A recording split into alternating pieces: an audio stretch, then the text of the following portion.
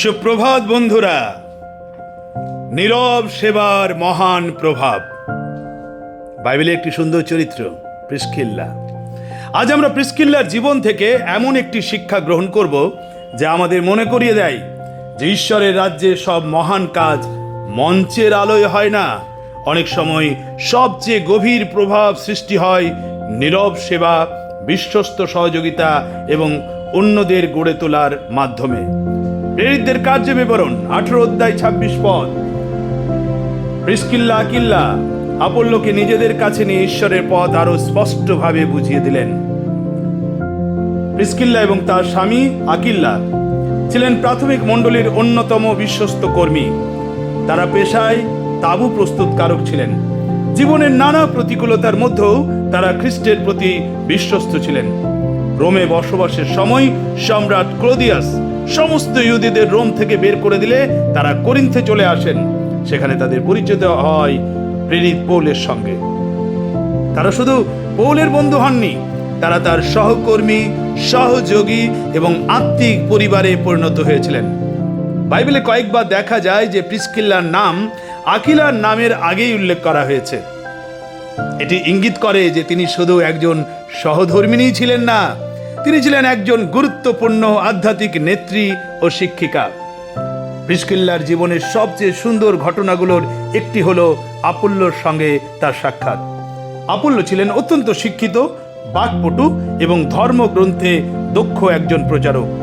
তিনি উৎসাহের সঙ্গে ঈশ্বরের বাক্য প্রচার করতেন, কিন্তু তার জ্ঞানের কিছুটা সীমাবদ্ধতা ছিল। অনেকেই হয়তো প্রকাশ্যে তার ভুল ধরিয়ে দিতেন বা তাকে অপমান করতেন, কিন্তু প্রিসকিল্লা এবং আকিল্লা তা করেননি। ব্যতিক্রমী জীবন। তারা তাকে ব্যক্তিগতভাবে নিজেদের কাছে নিয়ে গেলেন এবং নম্রভাবে ঈশ্বরের পথ আরো স্পষ্টভাবে বুঝিয়ে দিলেন। ফলস্বরূপ আপল্লো আরো শক্তিশালী ও কার্যকর প্রচারক হয়ে উঠলেন। এখানেই আমরা প্রিসকিল্লার হৃদয় দেখতে পাই। তিনি নিজে বড় হতে চাননি, তিনি অন্যদের বড় হতে সাহায্য করেছিলেন। তিনি নিজের নাম প্রতিষ্ঠা করতে চাননি, তিনি ঈশ্বরের রাজ্য প্রতিষ্ঠা করতে চেয়েছিলেন।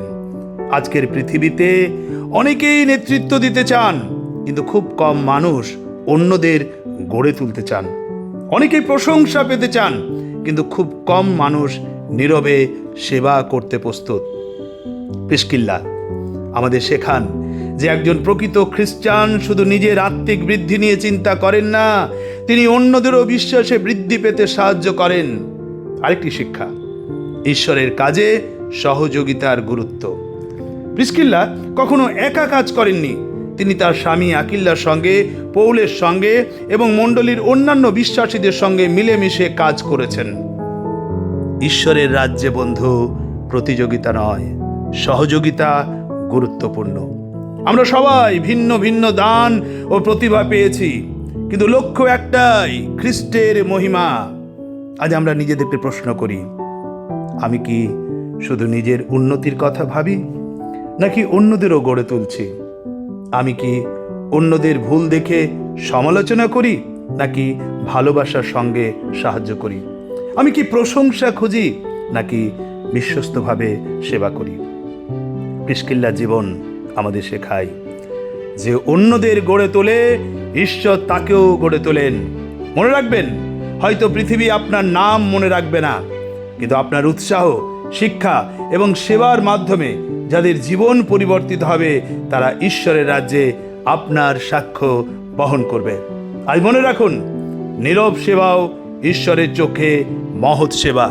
ভালো থাকুন, সুস্থ থাকুন, আবার দেখা হবে।